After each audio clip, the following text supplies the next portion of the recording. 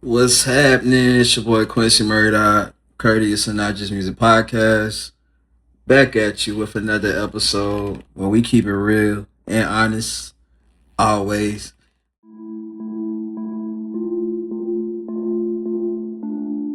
Back at you with another touching story of a very, very, very, very strong black individual. And I say strong for a reason. The lady I want to talk about today name is Vivian Strong.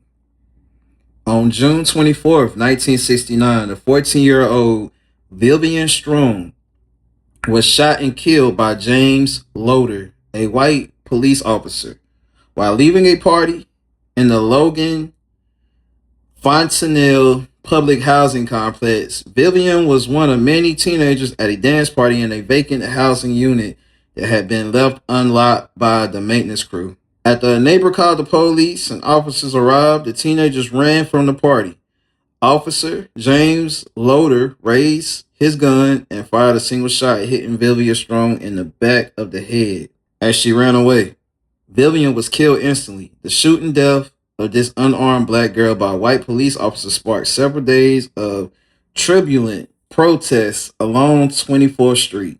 Burning and looting destroyed both white and black owned businesses between Hamilton and Lake forever, changing this vibrant Northeast Omaha community. Vivian Strong was the fourth of 10 children, and the emotional toll of her death had a devastating effect on her family. In March of 1970, an all-white jury acquitted Officer James Loder of all charges related to killing Vivian Strong. And the reason I feel like the officer got off, as we stated, it was a party that these teenagers was holding, including Strong, Miss Strong, in a vacant apartment. Even though it wasn't right for that officer to kill this black girl, you see they could use that in court, and I pretty much would see the cop using that. They were in a vacant apartment. They wasn't supposed to be there anyway, as a way to get out of this, or a way to express why he did what he did. And this is why I'm a big firm believer in educating the black community, black people, black kids coming up under me, to know your laws, to know what you do, to hold yourself accountable, make the best decisions, because they are just waiting for you to make one mistake, one slip up, just to pull that trigger, take you out, or throw you behind them bars, and you exchange your name for a number. They're waiting for that. You know what I'm saying? So what I would give from this story is be self-aware, my black men, my black queens, my black kings. Have self-awareness, have self-conscious, have self-education. Control what you can control, because the outsiders, they don't really care about us, as Michael said in the song. They don't really care about us. So we have to care about ourselves, most importantly. And I always push black excellence, being positive, putting the positivity out there instead of the negativity, and knowing our worth, because we can't give them a reason. And this also shows the continuously assassinations and mistreatments of black individuals. As we all know, we've been through a lot and continue to be through a lot. Thank God it's not as bad as it used to be, but it still exists. Keep the faith, stay strong, and learn from this young lady, Miss Strong's story. What's going on? It's your boy Duan Barino from Not Just Music Podcast. I have a very special offer for you guys via morelabs.com. If you're that type of person who loves to drink coffee, but you don't want to always drink coffee, or if you're the type of person that doesn't drink coffee at all, but needs a very much needed push boost in the morning, we have something for you. Morning Recovery Supplement. It is very, very useful.